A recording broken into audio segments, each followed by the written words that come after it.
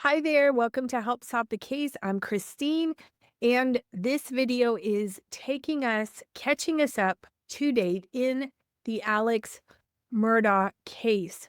As you know, he is going to get an option for a retrial, and the defense or the state, let me correct myself, the state has filed a new pleading concerning his testimony, the use of his testimony from the prior trial.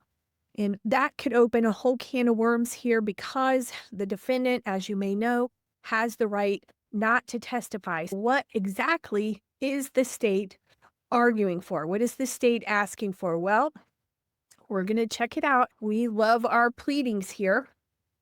And so we're going to check it out. I will let you know, too, that the hearing on the preliminary motions and stuff is supposed to be scheduled for Friday.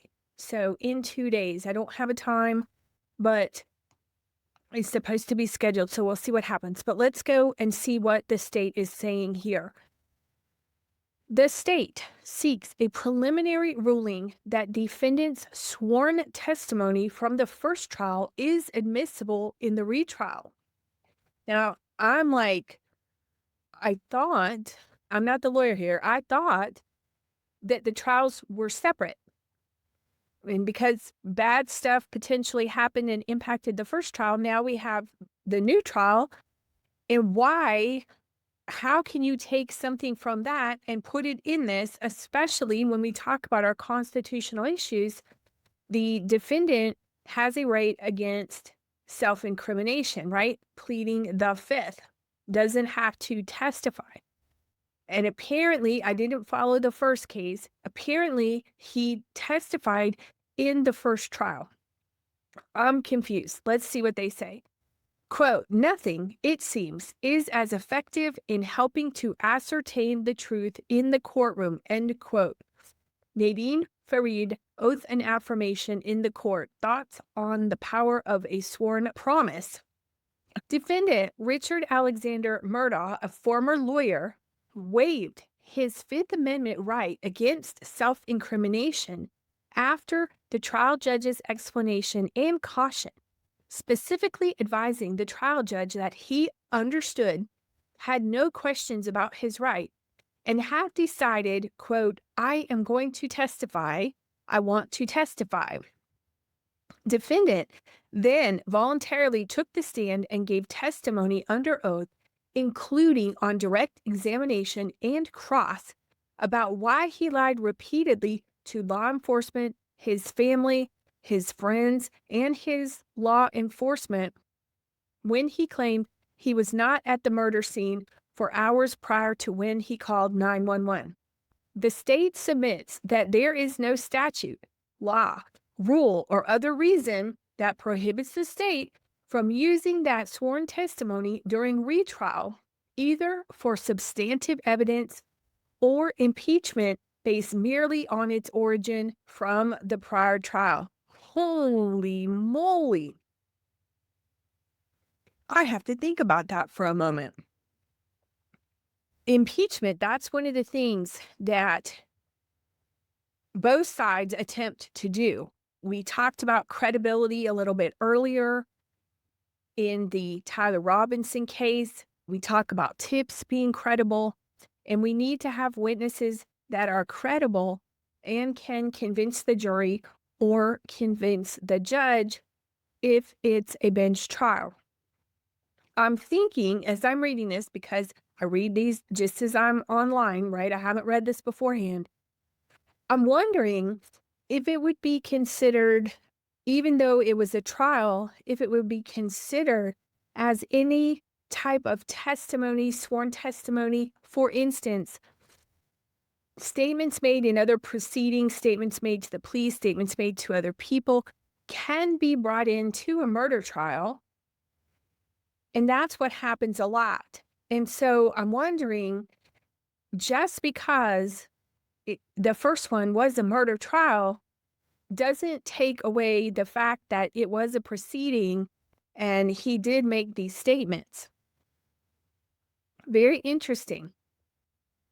And the state is saying there's no statute, law, rule, or other reason that prohibits the state from using that sworn testimony for substantive evidence, meaning evidence or impeachment, credibility issues. Because if he tries to say something now, they're going to get him probably, or try to get him, about all these reported lies here, right? He's innocent until proven guilty, right? Wow. I wonder if there's any type of precedent or challenges for this. This is why I like all these court cases and research. All right. Therefore, the state seeks a preliminary ruling that the mere fact the testimony was offered during the first trial presents no bar to its subsequent use in the retrial. Oh my goodness, we got a one here. Defendant, on the other hand, is barred from using the testimony to shape his defense, as it is for him hearsay without an applicable exception. Oh my goodness, are they saying that he's his own witness for himself? Oh my goodness. We heard about hearsay again in the Tyler Rock. How is that? I don't even understand that sentence. Is he representing himself? Let's see. State v. Terry, finding a defendant may not, quote, procure his own unavailability by invoking his protection against self-incrimination. This motion does not seek a preliminary ruling on whether any particular statement or admission would be relevant for a specific point or a preliminary ruling on the scope of impeachment. Rather, the state seeks a narrow ruling only that the prior testimony is per se inadmissible. Is not per se inadmissible. See U.S. v. Arthur, acknowledging the wise decision, that's the Supreme Court, right? To, quote, concede that it may be permissible to allow the prosecution to introduce in its case the recorded testimony of an accused from an earlier trial proceeding, ... The state respectfully submits that specific objections, such as those questioning relevance or scope, should be reserved for the trial. Additionally, a pretrial ruling on this matter would provide notice to the defendant that sworn testimony may be used and may anticipate the same in preparing for retrial. Holy moly. I'm a little confused by that sentence. Let's see what we can get from here. In support of its position, the state would show the following. 1. The Supreme Court of the United States has recognized, quote, the general evidentiary rule that a defendant's testimony at a former trial is admissible in evidence against him at a later proceeding, end quote. Harrison v. U.S. Who knew? Did y'all know? I didn't know. This limitation to this well-established rule applies when the prosecution has relied on, quote, wrongfully obtained statements that, quote, impelled the testimony, thus making it, quote, fruit of the poisonous tree and inadmissible. I have to digest that sentence. So I think they're saying that the only limitation on being allowed to use it would be if the prosecution relied on wrongfully obtained statements that impelled him. I don't know what impelled is versus compelled to him to make the testimony, thus making it fruit of the poisonous tree. So let's read. I think they explain it here. In essence, if a defendant testified, quote, in order to overcome the impact of confessions illegally obtained and hence improperly introduced, then his testimony was tainted by the same illegality that rendered the confessions themselves inadmissible. There has been no suggestion of that circumstance here. Specifically, there is no ruling of any error that, quote, impelled the testimony. While a defendant may claim that the prosecution's case prompted the decision to testify, merely making that decision considering, quote, the strength of the lawful evidence adduced against him poses no bar to the testimony's subsequent use. You all that have followed the trials and stuff, what do you think about this? Notably, even where prior testimony is considered to have been induced by unconstitutional error, our Supreme Court has found that the sworn testimony is still admissible for impeachment purposes because, as our court has bluntly stated, it, quote, will not condone perjury. So they're saying that even if it was brought about by constitutional violations, it can still be used to impeach. I have this document here. You testified here and you said this here, and now you're saying this here. Which is it? That's impeachment. All right. Quote, under both federal and state law, unconstitutionally seized evidence is admissible for impeachment, observing the Supreme Court's acknowledgement that, quote, when defendants testify, they must testify truthfully or suffer the consequences. This is true even though a defendant is compelled to testify against his will. Quoting U.S. v. Havens.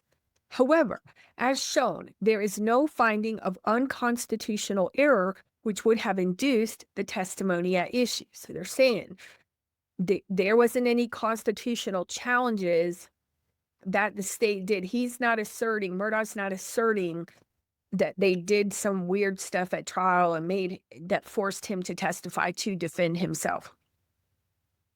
Harrison controls, and there is no bar to its use in the state's case.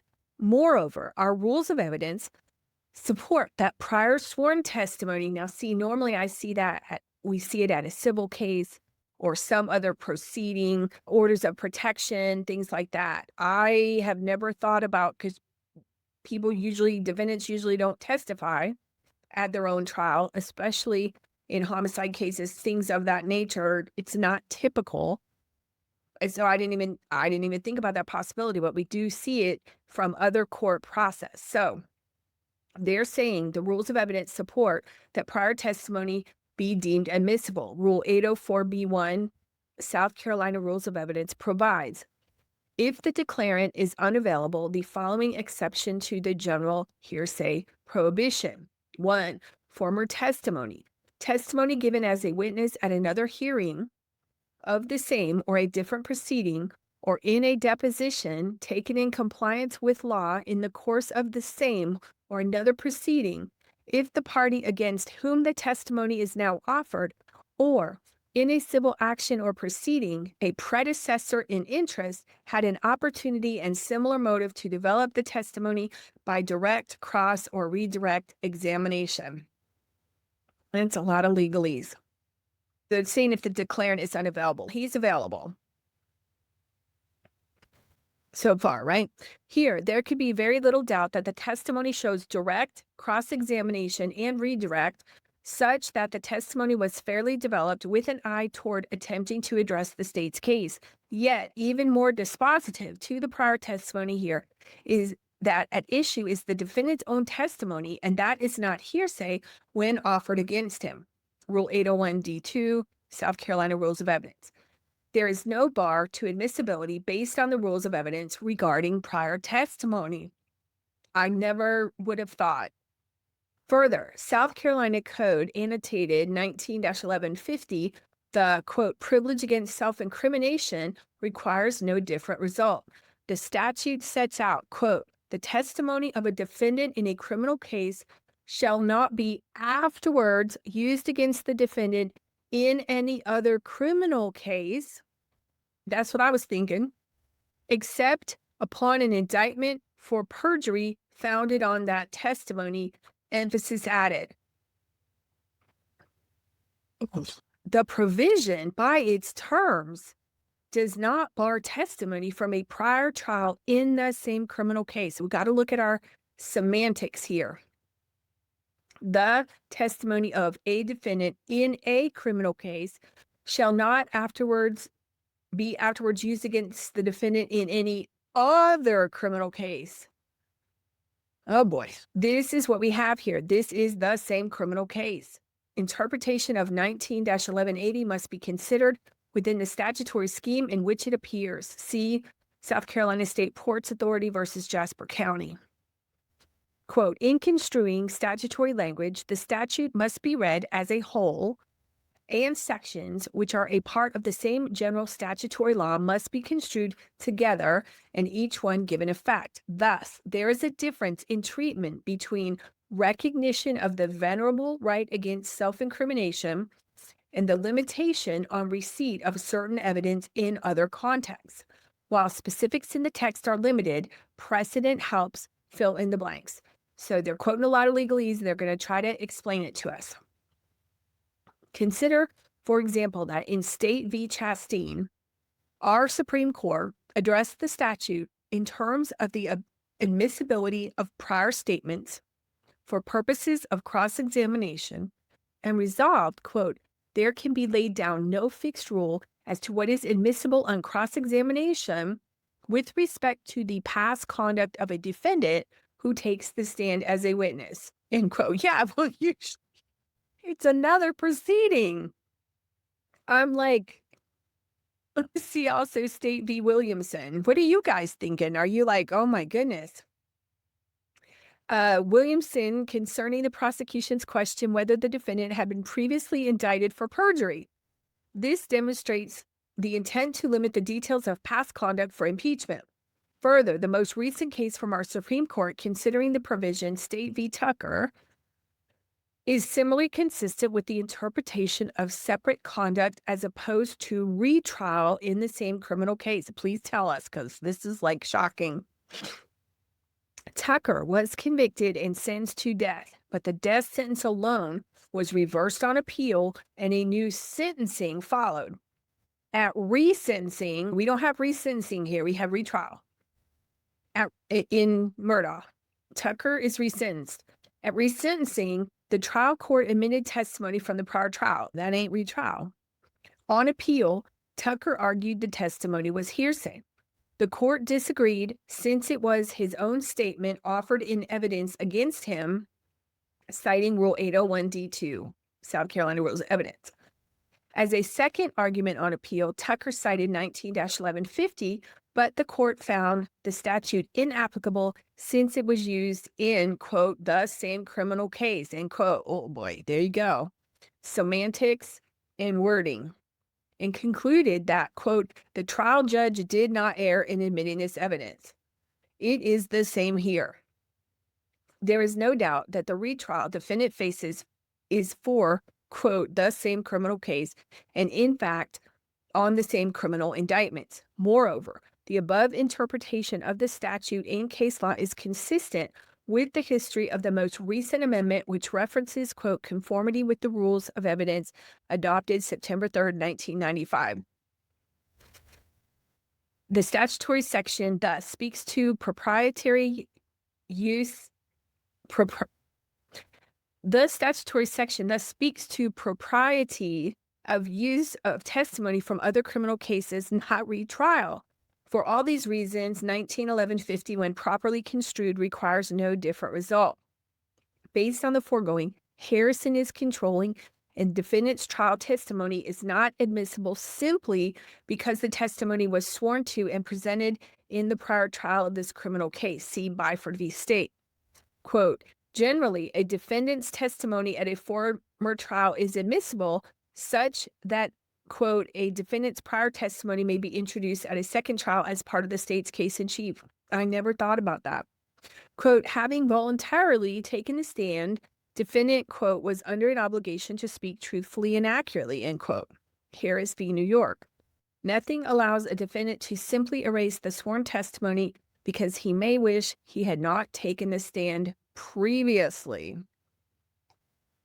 Things you don't think about. Holy moly.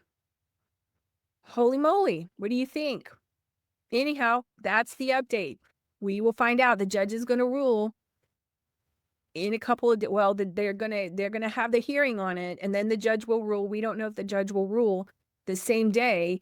And based on that precedent, what do you think? Do you think it's going to happen? You think the state's going to get their motion approved, that they're going to be allowed to do it? We will see.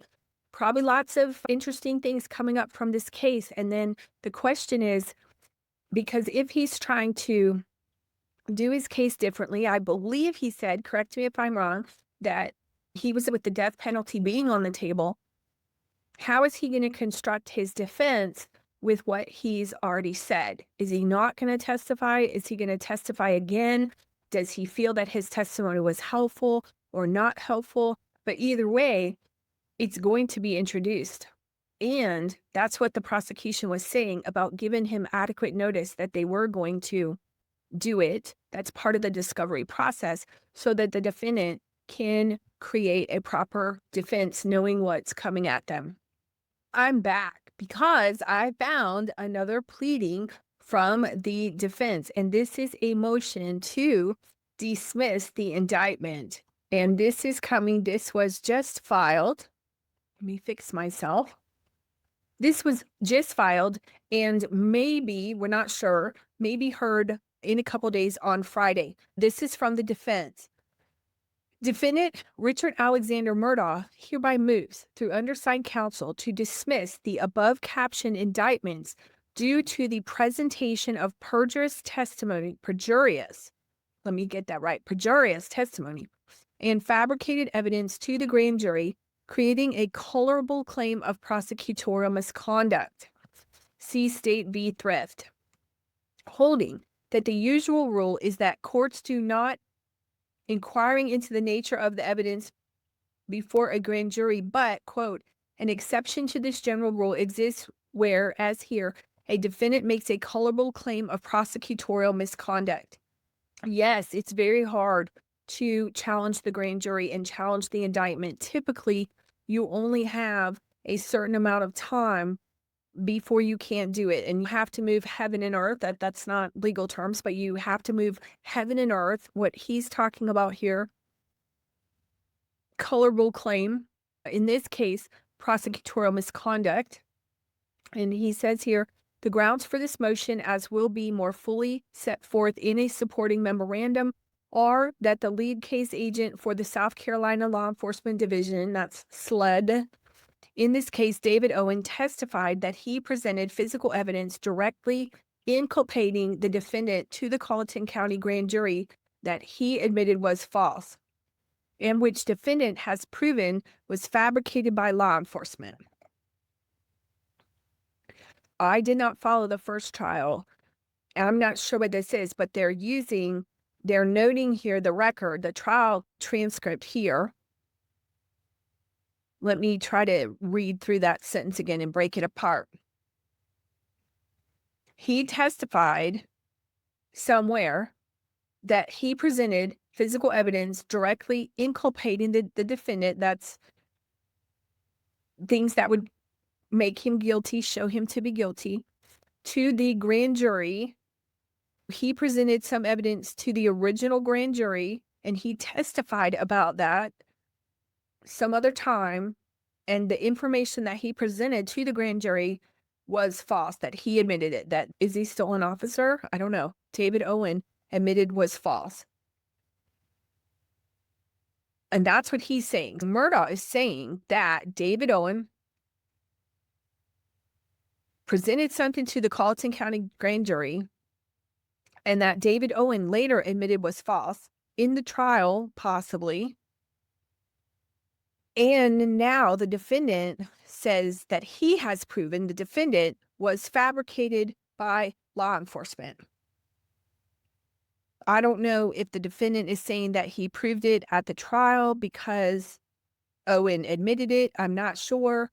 It says it will be more fully set forth in a supporting memorandum. Let's see.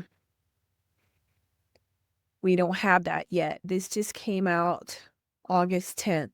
This just came out. We don't have that. I wanted to come in and add that. Goodness gracious. I said it was going to be all sorts of stuff. Just as an update, there was a motion filed. Hold on one second. It looks like the courthouse was moved, that the hearing will be held in Lexington, not Colleton. And Murdaugh is going to be allowed to appear unshackled and in civilian clothes. And here's a little bit from my assistant. SLED Lead case agent David Owen testified at the original trial that he'd presented physical evidence he later admitted was false, evidence that was, quote, directly inculpating, end quote, Murdaugh to the Colleton County grand jury that indicted him. The argument is that a tainted grand jury presentation should void the indictments themselves, separate from anything that happened at trial. Sorry, I thought we would have more information. The only thing that's been ruled on is the unshackled civilian clothes and media guidance for Friday's hearing. And the rest of it, we've got the venue transfer request for the main trial, the DNA testing dispute, phone data fight, financial crimes as motive, and the jury questionnaire are pending and are supposed to be addressed Friday at the earliest, but may not even be addressed there, given the number of pleadings, says my assistant. There you go. This is going to be it. I'll see you on the next one. Thanks for being here and supporting the channel.